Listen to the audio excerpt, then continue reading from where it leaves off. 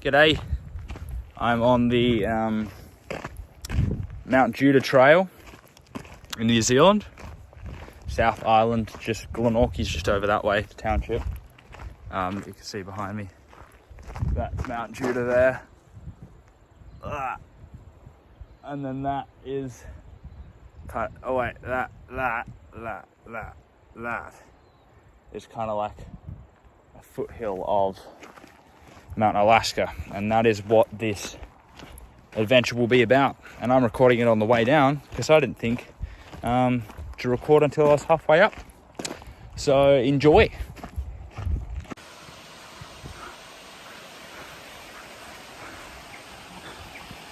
This is practically a Thillion. This is incredible.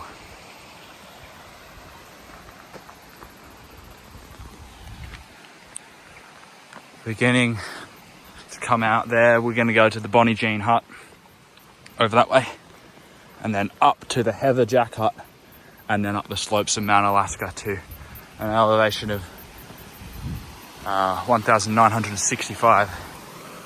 But this is just a very fair country indeed. So up at the Jean Hut now, on the slopes of Mount Alaska, you can see snow-capped peaks on a couple of angles. Down the valley you can see the road snaking away. That's where I was about half an hour ago. So it made very good time. And this is the hut here. Incredible, because it's got the rocks here that are, I mean, I don't know how the wire, these seems like heavy rocks, right? And the wire's holding it up, assumedly as to keep the roof on. They're on this side as well, which is insane because, you know, the wind would come down this valley like nothing else. And if I'm not mistaken, I haven't looked inside yet, but this hut is made of flattened 44-gallon drums, and then maybe got some hemp sack lining the walls. Yep. Look at that. Old kerosene box serving as a shelf. This is now even a broken boot. So these things are kind of put in to be, you know, sort of props, and put haphazardly an old bed here. Makeshift bed. But yeah, you know, the fire's all blocked up, and so this is like a heritage site now. So I don't know how much of this is actually genuine, and it looks like the hemp could have stayed like this for a century, but I doubt it. It might have patched it up. But yeah, these mines were found, hang on. These mines were found in like the late 19th century and nearly closed down during the First World War, after the First World War, because they're, I think it's sheetite, which is used to harden and just finish off steel and stuff like that for guns and tanks and whatnot. It's like for armament. And yeah, but then World War II happened, and so they stayed going for a while. But obviously they're well closed down by now. Let's keep going. Make a pretty good pace. Yeah, you could kind of see where the water is there. This is the end of Lake Waikato, I think it's called. And then the Dart River comes down, and that's where you can see those flats and kind of the sand, which is actually pebbles, rocks, the water coming through. And the elevation of that's about 300 meters, which is basically the exact elevation of base camp where we started the walk. And so I'm gaining essentially 1,600 on this walk, which is very different to in Tassie, where often, even on the highest mountains, Oss for example, you basically start from Peelian Gap, which is an elevation of 1,100, and then climb only 500 meters. So I'm practically climbing 3 times the height, and it's hard to tell, but there are about 20 goats down there, all in one big group. It's quite remarkable. But yeah, going strong. Right, here we are at the Heather Jock Hut. I'm keeping my voice down because there's some campers over that way. Yeah, I'm running a bit low on water. But they've got this water tank that says boil before use. So we're not going to do that, but I'm going to drink the water. This is our little window of excellence. The volcano's a great touch, as is the horse that's smoking, but he seems to be smoking bubbles. So that's good. Old oven out here.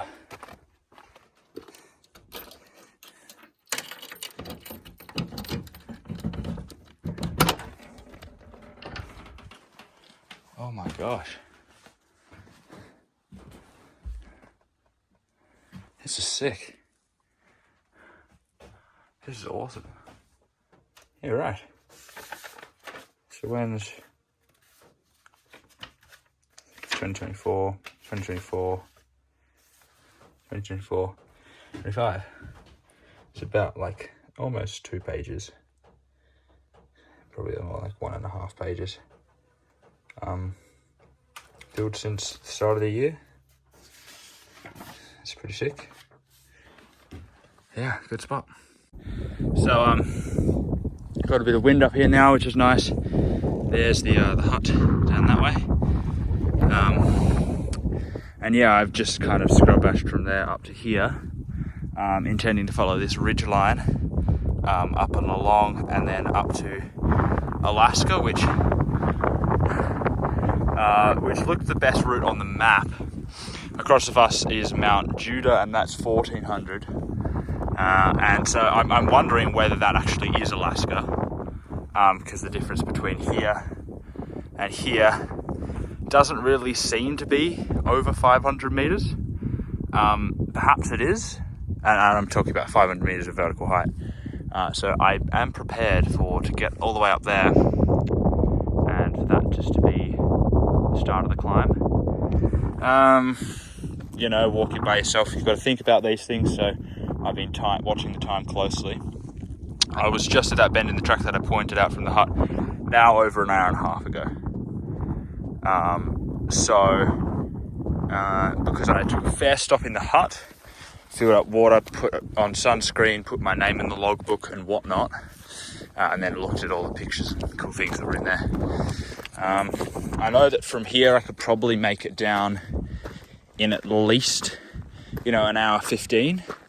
At most, that would be the longest it would take.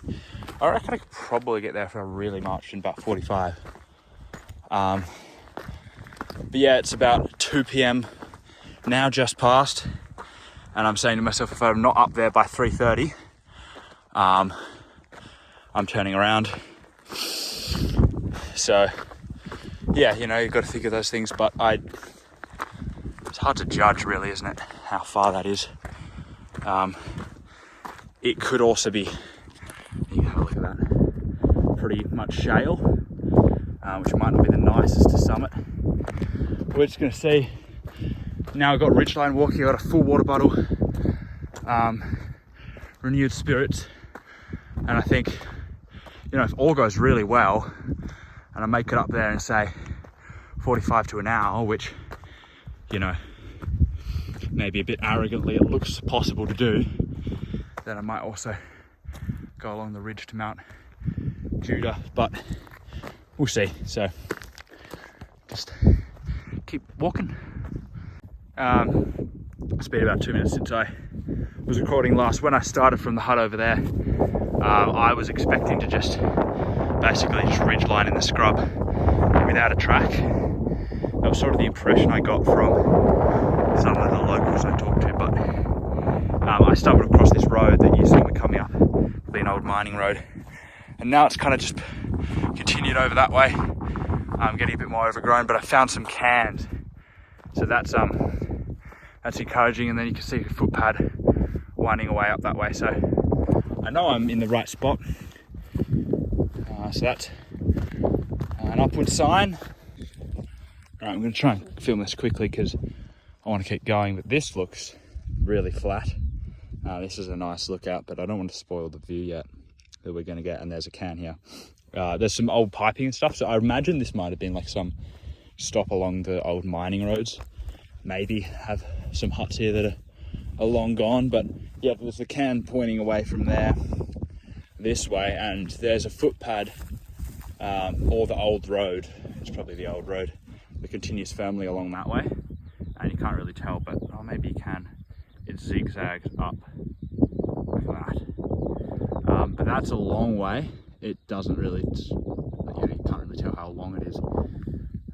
And looking at the map, the contours are just really steady coming up here, and I figured out that was the top, and there's a secondary peak that's 65 meters lower that is just totally unnecessary to aim for and much further along. So I'm just kind of going to follow back along the road a little bit and then just make my way up.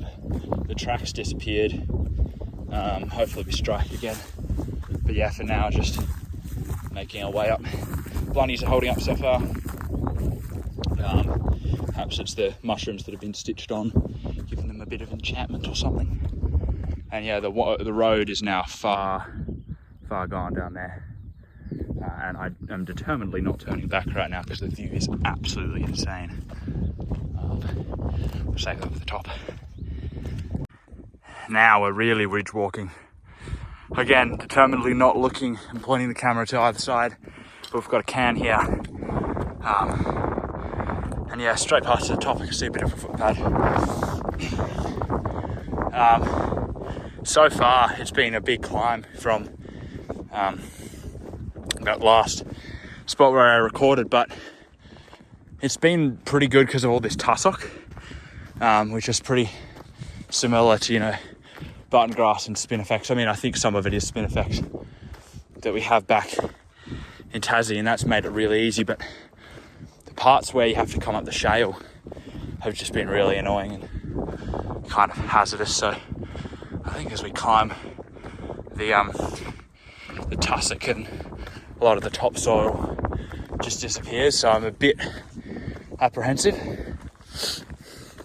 Hopefully we don't do a Legolas and skate on a piece of slate, surfboard all the way down the stairs of Helms Deep and end up in some dike 4,000 meters, 1,400 meters down to either side, but we should be all right. All right, this is my view right now. You can't see behind me because I'm on this kind of ridge, but I'm a bit below it at the moment, just kind of having a bit of a break. And honestly, I think through about proceedings, and I thought I'd just video it as well, because then I can kind of talk through it out loud, which might help me think. But it's 2:42 now, which means it's about 50 minutes or so since I left the hut, the last hut, and that's kind of where we're headed. But looking at the map, I'm about halfway between the hut and the peak, and so I could kind of take a fair stab that the peak's not that, and that it might be a fair ways ridge walk. And just like, you can't really tell actually really from this angle, but I've been doing a bit of shale walking kind of on this angle here, and this is about this is more even, so it's kind of like pretty, and just like looking up there, and it's really sketch at times, and I've only got blunnies on, so I don't have good ankle support in terms of if I twist my ankle, and I also have horrible grip, so like that's just nothing. I mean, grip is not really important that much because everything's just loose. Like, I think that's stupid. It looked really good in the map, because in terms of elevation, but that is just it's hard to tell, but that's like a ridge walk, almost like this. Like, you know, look at my hand, right? With loose shale on either side that you could just slip and just keep going. So I think if I'm going to continue, I'm going to come back down here and take this tussock road up, which obviously looks, now that I'm pointing it out and from the camera, is a very obvious route to take. But I was trying to get up there, and I was about there, and then came back down here where there was kind of, you know, better ground, because I just was like feeling crap about the situation. I think I'm going to keep going. I think I'm going to at least get up to that. I'm very confident that I can just do that, and then turn around probably from there, unless the peak is pretty close.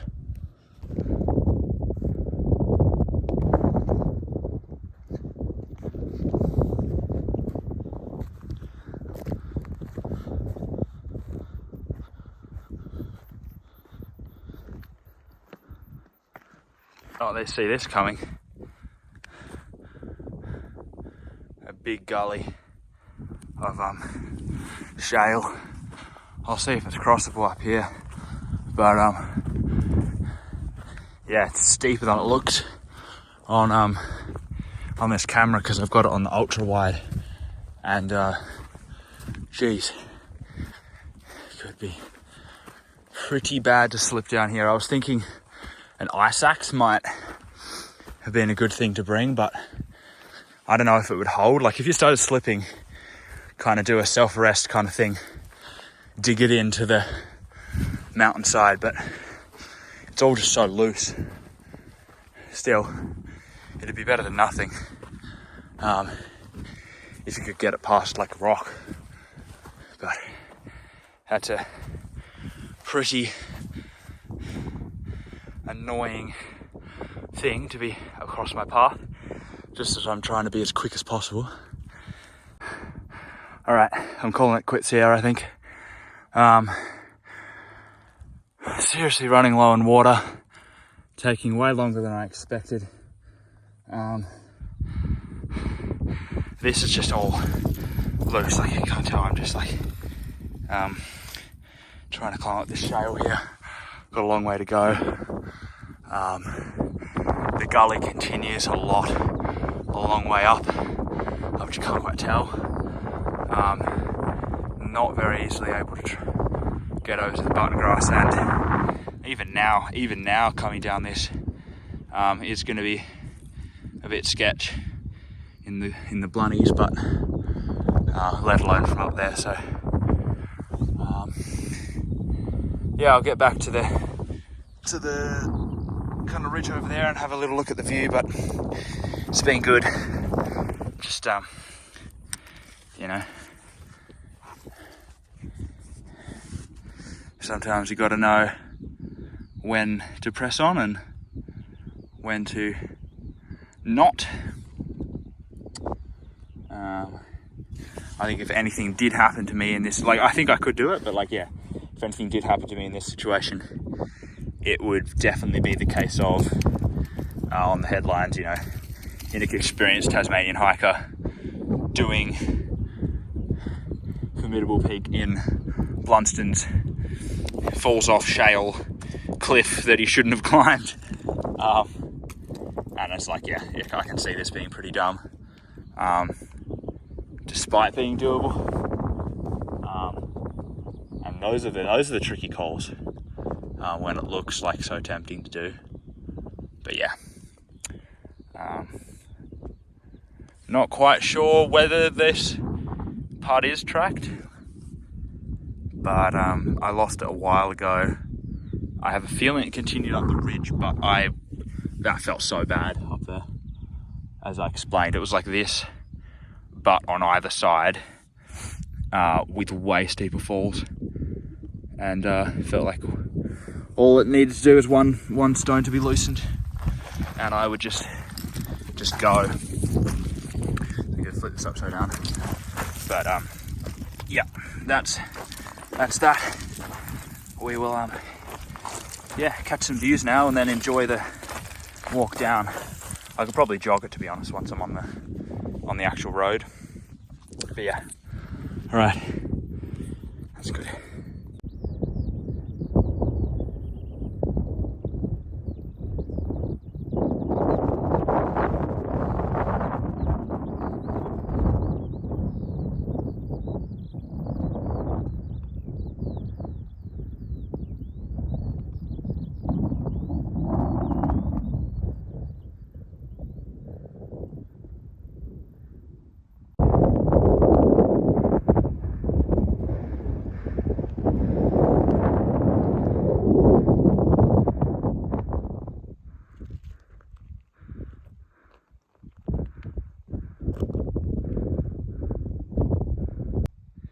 All right, back on the footpad. Taken quite a while. Definitely the right choice, I think.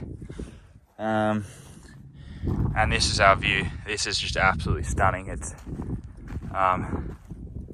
just nuts. Yeah, the shale field on this side just begins just up there. And it's a fair dip down, but this is just magisterial. Over that way in the far distance is Mount Anslaw, I think it is. Well, it certainly is, but I don't know how to pronounce it. I think that's right. And they have names for all the glaciers, so I'll put the glacier name up over there once I research it. But yeah, this is all like, all of the snow on this isn't really snow. This is the kind of stuff that stays up all year round. On the mountainsides, and yeah, most of it's ice. A lot of it, the big stuff like that is glacier, which is insane. But yeah, just take a nice stroll back about 1,600 meters down to the lake.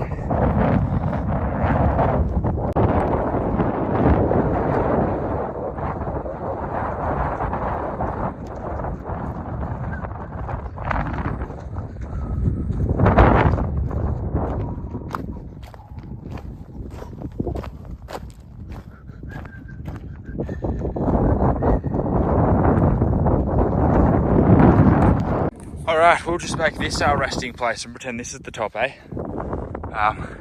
You can see where I was. I was up there. Yeah, but here we are now. You look at the mountains and they're incredible. And I was just thinking earlier, all this shale here, I think it's not actually called shale. It's called something else. But it's got this, I don't know if you can tell on the camera, it's got this kind of metallic silvery sheen to it. And it's what all the mountains are around here are made of. Along with many small things, but that's kind of why you get that silvery sort of metallic sheen on a lot of this, because it literally has that. It's pretty sick. Yeah, the Southern Alps are probably start about maybe 75 k's that way, don't quote me, give or take. And crazy thing about those is if they weren't made of this sort of stuff, which erodes really easily and quickly, they'd actually be higher than the Himalayas, the Southern Alps. They grow about 50 millimeters a year, which is roughly the same as our human fingernails, but they just get eroded real quick. But say, if they were built like, out of dolerite, like our mountains in Tassie are, we would have an Everest down here, taller than.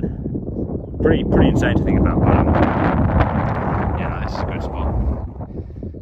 Take it all in.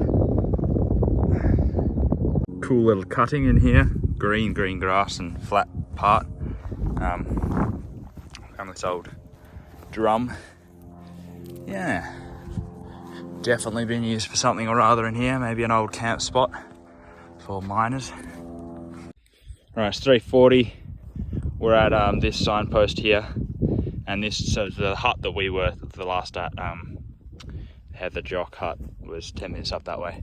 I'm surprised the next hut in this circuit, because this is like a circuit around here, and then you kind of go off to do the mountain, which is not really part of the track at all. And that's the hut down there. I don't know if you can see it, but I'm surprised that's an hour away. I'm sure I'd do it in less time, but I'm just gonna stick to Jean Hut, which says it's also an hour away. So assumedly they're basically the same distance, but I know for sure that Jean Hut is much closer to the track, because that's Bonnie Jean Hut, and then you got to go a bit back. So we go in Hobbit mode because this grass is just so lovely. One of the greatest things about New Zealand, for me at least as a Tasmanian, well actually first, it's so similar in so many ways. Like seriously, most of it in terms of plants and whatnot feel very similar. The geology is different. Obviously the scale is different. New Zealand is much bigger in terms of height and rock type. Like, it blows me away the sort of rocks they've got here. But it just because of the similarities, it means that geez, a falcon just flew over me, going like 200 k's an hour. That was crazy. But you know, so really, because it's so similar, when it is different, it's very obvious and it's stark and it's quite surprising. And so New Zealand has no snakes, has no, you know, jack jumps and stuff like that. In fact, the biggest predator is just like a hawk, which is about the size of a chicken. Well, in terms of like endemic, you know, natural predators. Possums have been introduced and technically they can get a bit bigger, but yeah, it's crazy. So I literally just, you know, at several places in the last few weeks have just been walking all day on really nice, loamy, soft earth bushwalking tracks, and running through tall grass like this and doing stuff like I am now, just barefoot, just because there's no snakes. It's nuts. So I've just really loved that idea that, you know, and also along with that, there's virtually next to no roadkill, because they have next to no marsupials, mammals. In New Zealand, it's mainly just birds. And most of the mammals that they do have are introduced. So they've got goats and deer, as we've seen, possums, as I mentioned, even hedgehogs and weasels. But like, just compared to Tassie, you can't go 10 meters on a highway in Tassie without seeing a dead possum or wallaby. And so it just feels very clean, very open, and just a very gentle landscape in some ways, which is obviously contrast to what you're looking at, just the rugged peaks. Yeah, I just thought I'd share that. That's pretty cool. And honestly, for all people complain about Blunstones, they're not that bad. Maybe it's just my feet, but I never get blisters. And because I guess I wear bare feet a lot, or maybe it's just because I just wear Blunstones all the time. I'm not used to having that, you know, structure and shock absorption as much, and so some people get really sore calves and stuff because it doesn't have much of that protection when you're stepping down to absorb the impact. But I don't really get that. So obviously the difference between me really walking between blunnies and bare feet right now is just that, well, I can feel the ground, which isn't that bad, and my big toe isn't sliding down to the end of the Blunstone and hitting itself. So yeah, it's pretty good. Look at this shale.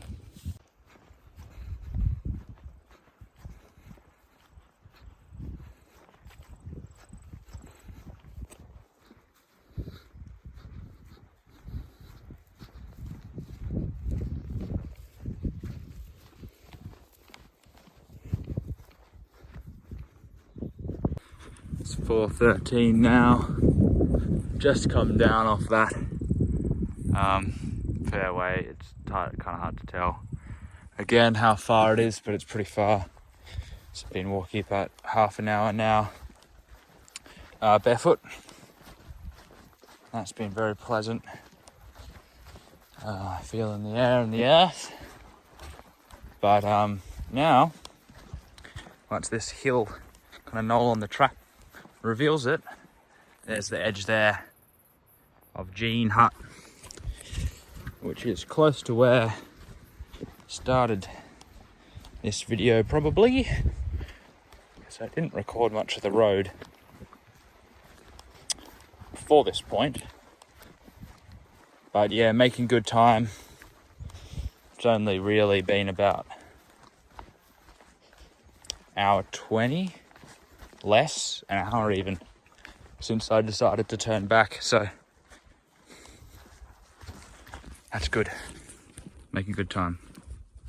And I've also been hearing like there are smatters of goats up there that are hard to spot. I can see a few, but I'm not gonna bother to zoom in on them, but just constantly coming down the hill, just hearing the cry of baby goats and the answering cries of mama goats. Very sweet. And while walking barefoot, it felt very, I don't know, picturesque. Very un-Tasmanian, that's for sure. New experience. There we are, there's Jean Hut. Yep. And here we are now, coming back into Fair Ithilien, as I called it earlier. Reminded me of the valley where Frodo and Sam and Gollum walked into and stumbled upon Faramir, and very fair place.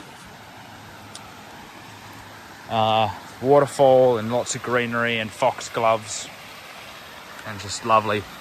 Very funny though, it holds a hidden kind of curse, I guess, because all the water here is contaminated. You shouldn't be drinking it. Look, here's foxgloves. Yeah, can't drink the water because of all the mining and the chemicals and the minerals in the water. Just make it real unhealthy. So it looks great. And you know, I have a hunch that probably the goats and the deer do drink from it, but at the very least, the New Zealand government is obliged to say that you shouldn't. Yeah.